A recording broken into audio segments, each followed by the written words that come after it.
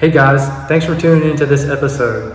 In this episode, I get to have a conversation with Kara Beckham about how she is reaching financial freedom through real estate. She's succeeding at any area in her life. She's always succeeded, and that's because of the mindset and the gold nuggets that she's implementing. What is up, guys? I appreciate y'all so much for tuning in to episode 11 with Kara Beckman. I'm here with Austin Wilder, my co-host. What's up, Austin? Hey, buddy, how you doing? Kara, we are excited to have you on today. How are you doing? Thank you. I'm excited to be here. I'm doing great. So, Kara, I know you filled out your little fun fact email, some fun facts about you. You said you used to work with some pro athletes and all that. I did. Yes, that's been a while, but yeah. Yeah. So anybody particular that any like big names you worked with? Yeah, some pretty big names. I don't usually talk about it, but yeah, I was the personal pastry chef of Shaquille O'Neal when he was playing for the Phoenix Suns. Nice. Okay. So I think that's the first time I've said that on a podcast, actually. Well, I was kind of reading that before you hopped on, and we were like, we got to know who she was working with. So do you still have a connection to him? Do you ever talk to him? No, he got traded. And so that's the thing about these pro athletes. Once they get traded, the job's over. So no, I don't have a connection there anymore. I did a few things with the Oakland A's players when they were in town for spring training a few years back. But that was a long time ago. That's cool, though. That's a really cool experience. Yeah. So if I don't... That's funny. If I don't pay attention to the clock, I could talk another hour about that subject. I love Shaquille O'Neal. He's one of my favorite basketball players. But kind of getting back on track. Can you tell the listeners a little bit about what type of success you're seeing now and kind of your journey over the last 10 years? Yeah, so it's gone from like being a personal pastry chef and wanting to open up my own bakery and that saving mindset. And I've been saving for years, and very long story short, I took all of the money that I had been saving to eventually open up a bakery and put that into a house and fully renovated it. It was a gut job renovation from start to finish. I had that house in 3 months. I made almost as much as I made in a year on that flip that I was working at my day job. And I thought, wow, and more importantly, it was fun. Like, I just love that creative aspect. And that was my first taste of flipping houses. And I did a few more flips. I purchased a rental all while I was working full time. So I like to say, use your day job to fund your side hustle until your side hustle is big enough and that becomes your new day job. And that's exactly what I did. And I basically dove in and I've never looked back. And it's just been an amazing journey. So it sounds like you were kind of already operating at a high level before real estate. Because I guess if you're a chef for pro athletes, you got to be on your game and kind of knowing when to do what and know how to schedule your day and just stay on top of things. Anywhere along that journey or real estate, like looking back 10, 20 years ago, did you ever think you would be where you're at now? I always knew from a very young age that I wanted to be my own boss. I didn't know exactly what that looked like. But even when I went to culinary school, to own my own bakery. So it was always that I want to be my own boss. I had no idea that would lead me to the path where I'm at now, where it's full-fledged real estate and a lot of design work as well, which comes from the creativity. But I think it just stemmed from a very young age. I grew up in a very middle-class family, and, we worked hard for what we had. If I wanted a car when I was 16, I was going to have to get a job and save and work for that car. And that was one of the best lessons my parents ever taught me, because it taught me at a young age, you can get something that you want, but you need to work hard and save for it. And to be honest, without that mentality, I don't know if I would have been able to flip houses and have the success I have, because a lot of it is knowing how to budget your money. It's saving on, certain materials where maybe you don't need to spend that extra dollar, to maximize your profits. So a lot of it is budgeting and saving. And it's like a financial roller coaster. When you sell a house and you have a big check, I've never spent one of those profits, because for me, it's more important to have that compound and it goes right back into another house, and then we do it again and again. And so it kind of goes back to that saving mentality and delayed gratification. Mm-hmm. Oh, right there. I'm glad you used the word delayed gratification. I think that's a gold nugget right there. I think too many people's issues is they like that instant gratification. Let's kind of capitalize on that. Like, let's talk about how that mindset on delayed gratifications kind of help you see your success. Like, I know you'd mentioned like saving the money. Are there any other instances that's kind of shown some reward? Oh gosh, I mean, so many times. Well, for me, it's more about the bigger picture, and I'll give you a really good example. So, I pretty much go all in. So Mm-hmm. I was all in a flip that I was working on. I pretty sure I was also remodeling a rental property. So I was maxed out on cash. And then another property came. It was completely off market. I had no money to buy it. So I went with a private money investor. So I'm borrowing money from them.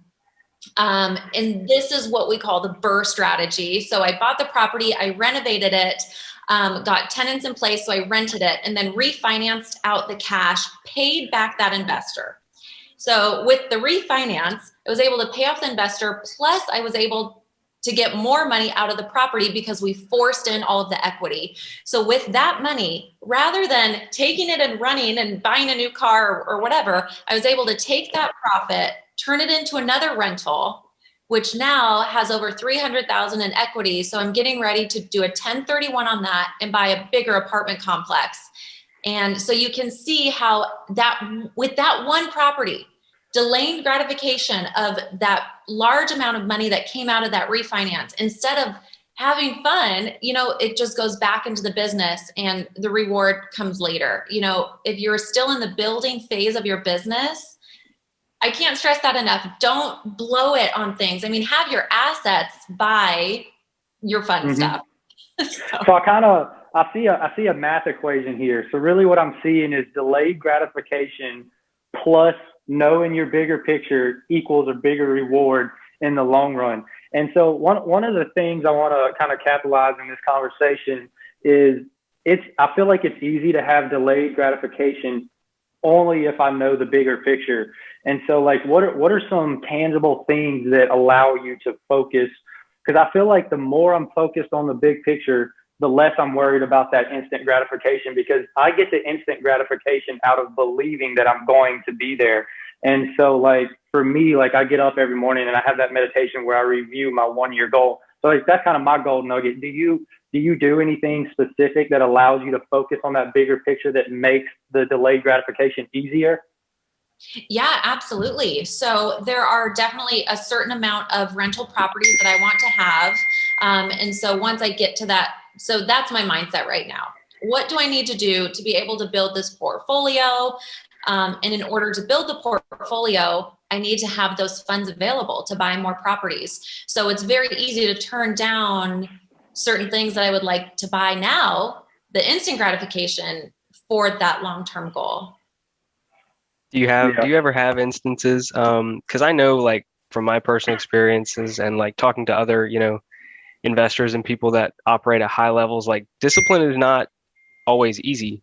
It's a difficult thing sometimes to save and budget. Like, I know when we were reading through your bio that was one of your fun facts, and when I think about saving, I'm like, it's not really fun to save. I mean, I want to do something with it, but and I know that's a common thing, but it's a superpower of yours that you've mastered, saving in general. But like for the average person, they may not have that discipline. So what allows you, to consistently be disciplined with that, like that you practice in your daily life? I think it comes from a very young age, having that sense of not overspending where it wasn't needed, because we never did that in my family. Sometimes it was annoying because all of my friends' parents, they were spending more. And, but I think from a very young age, that was just instilled in me. And, but for someone who isn't used to saving as much, I just think it's so important to try to live below your means.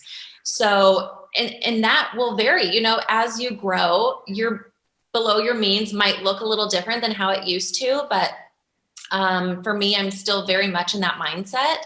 And you know, if you can't pay off your credit card bill at the end of the month, I wouldn't buy it. Like, that's just a good, it's so easy nowadays on social media to want to live up to that next person and to fall into that trap. But that person is not paying your bills at the end of the day. So good rule of thumb, if you can't pay it off at the end of the month, if it's not something that's going to take you to the next level, because that is something you can leverage debt for different things. If you're leveraging, if I'm taking out a loan from an investor, of course that's debt, but I'll be able to pay off that debt and make money. So that's very different kind of debt than buying different subscriptions, or, you know, buying a new clothes, or you know, going out for coffee or dinners all the time. So trying to be conservative that way, I think, helps a lot.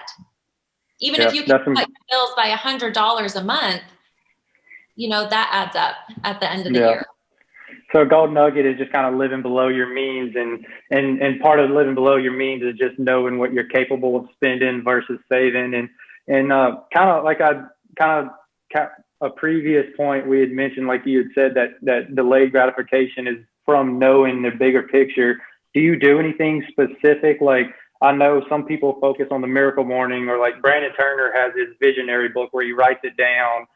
Like, what are some tangible things? Like, how do you stay focused on the big, like not like, I know if I was driving my car, the only way I know how to get to my destination is I plug it in the GPS and I'm constantly looking at my map. Like, do you review your goals to help you stay focused? And how often do you review, and do you write it down? Do you have any tangible methods for viewing your goals like that? Yeah, I do. So I have a whiteboard in my office, and I have it broken down quarterly. So what are our quarter goals? And then I have two businesses. So I have my real estate investing business, and then I have my design business. So we're breaking those down into goals. How many properties do I want to flip this month? How many rental properties do I want to acquire? What do our clients look like? And we're reviewing those. It's something that we look at every day. And I do think that writing down your goals, not typing them, it does make a difference. And I think I heard Brandon Turner say the other day, if you're typing something, your thumbs do not correlate with your memory. So writing it down really just kind of reactivates having it front of mind. And then my mornings are really important. So I do not look at my phone for the first hour that I'm awake. So I'm not answering emails. I'm not answering phone calls. Usually I'll go on a walk outside, getting outside first thing in the day. And then I'll try to get a workout in before I start work. But that has really helped. It just gets your morning off on a great start. So I think that if you feel good mentally, physically, you just perform better. And so I'm really conscious of what I eat, what vitamins I'm taking, the amount of sleep that I get. Sleep has such a huge effect on your mind and the way that you function the next day. And so that's super, super important to me. So this year specifically, I listen to a lot of neuroscientists. So I have just so many great tips that I've been applying to my daily habits, and it's helped a lot. I have so much more energy. And when I don't do those things, I can feel it the next day. I'm not as sharp. I'm just kind of have brain fog. So. That's awesome. I'm glad you said like writing it down. I was hoping you said that, because I'm a huge believer in writing it down. And so far, you can ask, like Austin, every single person says write it down. So if you're out there listening to the podcast and you're struggling, but you haven't wrote it down, like, you should know to go write it down. Kara, if I had to guess, if I asked you to talk about one of your biggest struggles in your business, I feel like you wouldn't feel like it was a struggle. I feel like you have the mindset that you either win or you learn. And so whenever you do go through struggles, you learn from it. And so I'm assuming, kind of from your high level mindset, that you're the type that takes on those challenges and you like to learn from the failures. And so I kind of want to capitalize on your mindset. Like, when you face failure, like, how are you able to just like like just kind of take a step back, and instead of letting it be a roadblock, you're kind of like, okay, how can I go around that, or how can I go through it? And so like, yeah, I feel like you're a big analyzer on like not letting failure slow you down. Absolutely. It is important because you will always have failure. Any person that's reached a level of success has had just as much or more failure than their amount of success. And it's the way that you look at it that will take you to the next level. And flipping houses is a perfect example. All of the projects there's just no way they go perfectly every time. And funny enough, the first house that I did after quitting my day job was the hardest house that I've ever done. We got shut down by the city for just about a month. I had a hard money loan, and I just thought to myself, I'm in this 100%, so I have to figure it out. So the option of failure was not an option for me. And that's basically how I look at it. You know, just you have to face it head on. It is what it is. You're going to get through it. And if you can get through it, go back and look at it and figure out, even write down what you learned from it, because there are a lot of lessons in the projects that don't go as smoothly or projects that you have completely failed on. Mm-hmm. And yeah, but I think facing them head on is one of the best things that you can do. I think a lot of facing things head on is being a big action taker. I was listening to a podcast yesterday, and I forget who was doing it, but he was talking about like he was studying these high level people. And one of the things he saw in common was like, they're just action takers. And so like I made the mistake of like reading 100 books and then not knowing what to do. I was stuck in this analysis paralysis. So like my gold nugget that I always talk about is like when I read a book, I'm not reading another book until I implement 3 or 4 things out of that book. And so like I like ever since I started doing that, takes me 2 months to read one book now because I'm trying to implement it. Whereas before I was reading 3 or 4 books a month, but I can't tell you what I read because I was too focused on reading it. And so I was so focused on the, I guess that instant gratification. Like I felt like I was successful because I read a book. But when I looked at the bigger picture, I was not taking action. And so let's talk about that, Kara. Like, what is some gold nuggets? Like where's the fine line of like educating yourself versus finally taking, because obviously you don't want to just jump in if you haven't educated yourself any. So like, where's that fine line on just jumping in once you educate yourself? It is a very fine line. I start everything before I'm ready. I'm in the middle of starting a ground up brand new development of multifamily. This is completely out of my wheelhouse, out of my comfort zone. Am I ready? I don't know, but I'm jumping in and we're figuring it out as we go. Even when I left my day job and jumped into real estate investing, I really didn't know pretty much anything about it. But you dive in, you figure it out, you have to face it head on. It kind of goes back to use your day job to fund your side hustle first, because you want to make sure that it's something that you even enjoy. Real estate investing, depending on which aspect, we'll just go with flipping houses. That is a full-time job. There's a lot of work involved. It's not passive. And it might not be something that you really enjoy. Maybe a turnkey rental property would be more down your lane. They're more of a passive investment.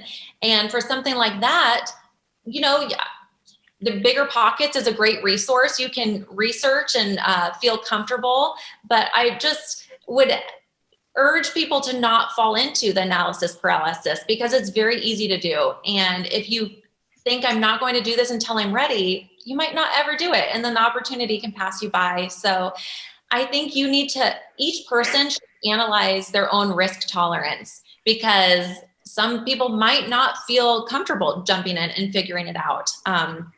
Other people are very capable of doing that. So everyone's a little different based on their risk tolerance. Analyze risk tolerance. I think that's good. Austin? I was just saying, I think that's really good because, you know, everybody does have a different level of how hard they're willing to go and how quickly they're willing to do it. So I think it's really important. I mean, Justin, you probably, you know, would have changed your mindset a lot if you would have, you know, listened to this episode, particularly back when you were reading 1,000 books. But Kara, no, I really like that you have to analyze yourself before you do something. And once you have, I think that's all you really need, and you can learn the rest on the way. I think I like that a lot. Yeah. So kind of a little funny story about me. I read every single Bigger Pockets book. There's not a book out there I haven't read. I've listened to 90% of the episodes. I'd probably listen to them if I had more free time. And then I started my first flip about a year and a half ago, because I'm still considered an amateur, I guess. I'm 2 years in. I've kind of been blessed with a mentor that's allowing me to see a good bit of volume. But at the same time, I read through all those books. And there's 2 points to this story. I walked up to my mentor and I started talking about the Burr method and all these different terms. And he's like, "What is that?" And so like he's over there flipping 30 a year. He has a net worth of over 10 million and hadn't really read a book. And that's when it kind of hit me a little different, that I was like, this dude hasn't read any books and he's succeeding. So that's when it kind of hit me. It was like, this dude's an action taker. He just jumped all in. And then another funny point of this story is kind of going back to my first flip. As soon as I dove head in, I was like, I'm just going to start this first flip. I always tell everybody I flipped that house twice because I made so many mistakes. And yeah, so like I think I laid floor across the whole house, ended up having to relay it because I did it wrong. And then I've never in my life drywalled. I had to watch a YouTube video, and I found myself in this moment where I was just so depressed with myself, because I was like, how can I read all these books and I'm struggling to flip one house right now? And that's just kind of a funny little story. But looking back on it, we flipped over 30 in 2 years, and then we've wholesaled a little over 25, and I've got some rentals, and now I'm a licensed agent, and I got like 8 active listings in my first week. And so a lot of that, I just saw explosion once I just kind of dived head in. And so I kind of feel like that's what's happening to you, Kara. You had said, I love that you said that you're diving into this multifamily build and you don't feel ready, but you're starting it. And so that's awesome. Congratulations to you on all of your success. I mean, that's amazing. And for your first flip to learn all of those lessons, I mean, that is really invaluable. Those are the types of things that you can't learn from reading a book. And I love books. I love reading as well. But sometimes when you're hands-on, you learn so much more when you're actually in the field and doing it. I think one of the things I've learned, like this is my little gold nugget, is I think books are meant to fine tune. I don't think books are meant to set the foundation. I think you just got to dive in head first and read books along the way and let the books kind of fine tune. Because like you said, you got to analyze your own risk tolerance, and you don't know that until you dive in. And so the way I see it is you dive head in and you read books along the way, and you kind of let it fine tune who you are. You let it fine tune your risk tolerance. Me and Austin, we have another buddy in Texas right now. We used to kind of a little funny story. We would do food festivals. That's kind of when our entrepreneur spirit started. And my other buddy, we kind of call ourselves a squad. We talk every single day, and so like we kind of go way back on like just starting this entrepreneurial spirit. But like I think there was one day we did a little food festival, and it was like $600 to get started. We bought all the material, and we put in some work for it was like 4 days straight. And I think we walked away actually losing money. And the moral of the story, Justin ate all the food. Just because Justin ate all the food. Well, moral of the story, it was our mindset. Like we didn't care if we were losing money. We were just jumping in and constantly failing. And so I guess moral of that story is like, it's just that gold nugget. Like you got to finally jump in. But Kara, I guess I kind of took over the conversation. I'll get passionate about this, but I mean, do you have any more thoughts on like just jumping in and being a big action taker? Well, I think, for me, that's what really helped me. I had to jump in and see if it was something that I liked and went from there. But also going back to analyzing your risk tolerance, I think it's important to reanalyze it too, because when I first jumped in, my risk tolerance was one property at a time. That's all that I thought that I could do. And then another property came my way. It would have been a rental property. And I thought, do I feel comfortable taking this on? And at first I thought I wasn't. I thought I can only handle one property at a time. And then I really thought about it, took it on. It was just as easy. And now, we're doing multiple properties. So I think you really have to just kind of ask re-ask yourself that question. And once you're doing it a few times, can you take on more properties? Can you take on bigger deals? And just kind of keep pushing yourself.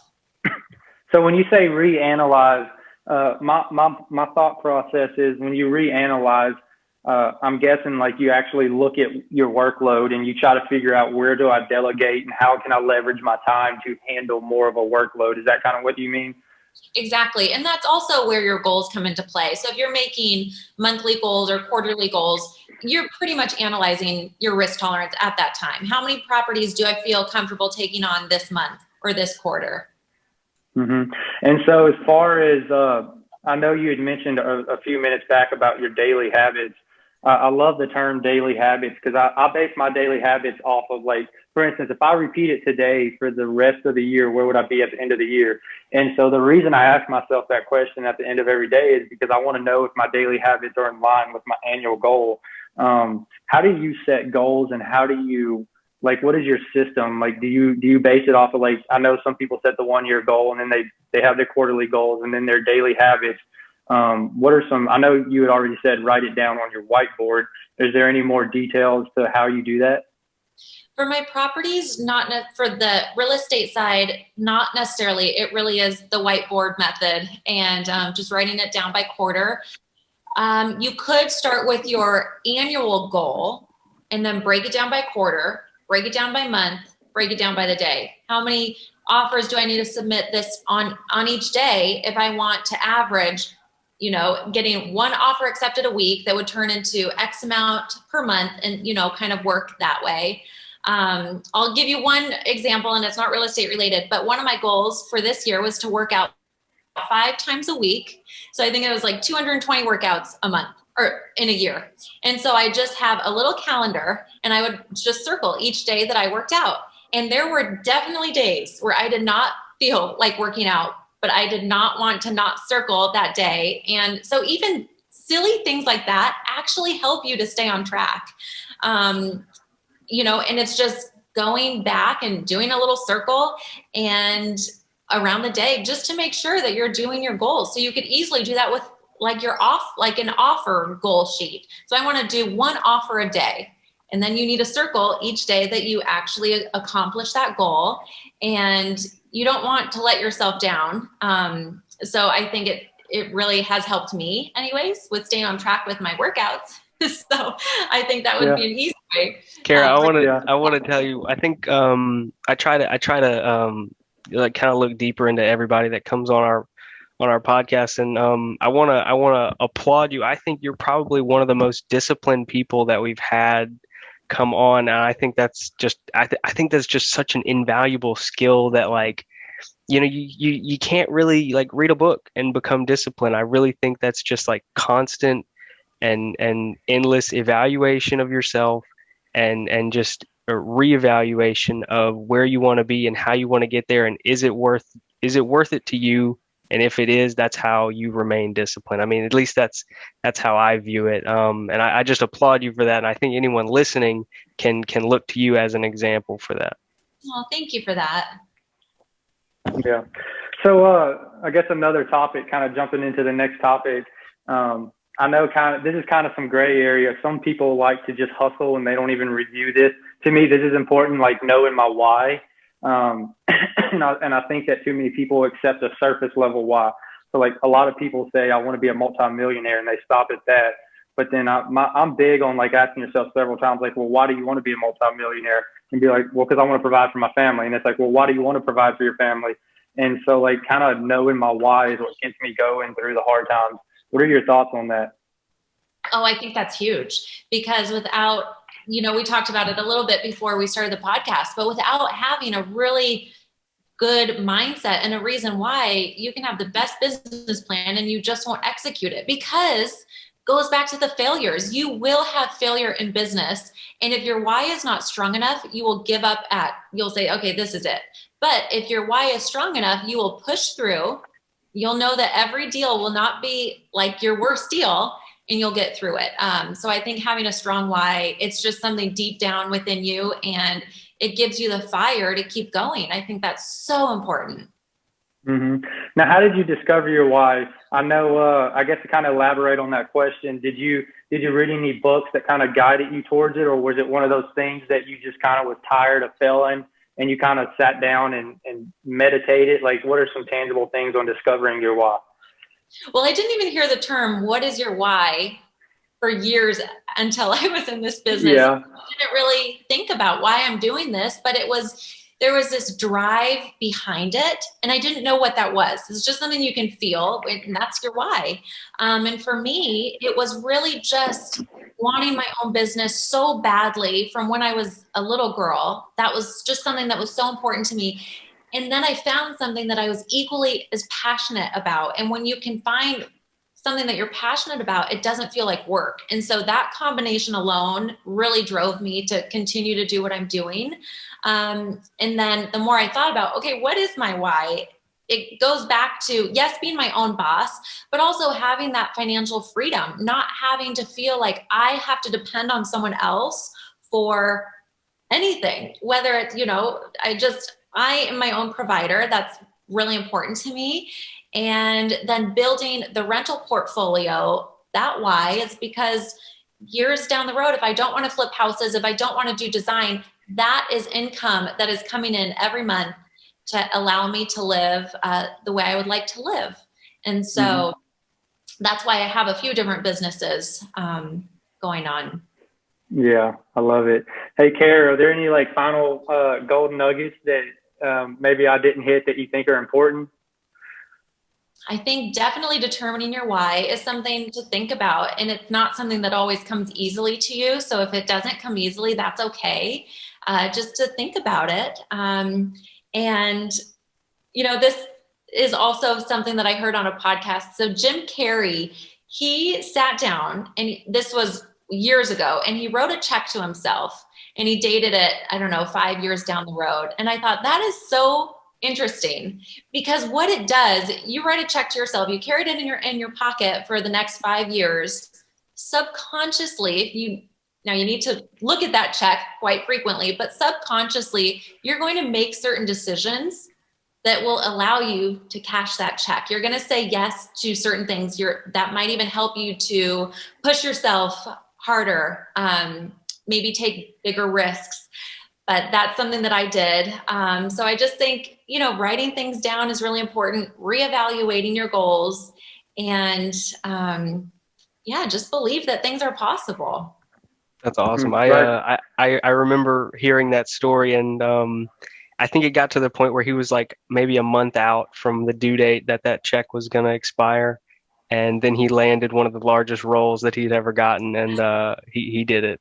It was like a week from when the check was about to expire. I think he got Dumb and Dumber or something. And it was, that's what it was. Exactly. A huge role. Well, Kara, I can't thank you enough for coming on with us today and, giving out all this knowledge and value to anyone that comes across this podcast.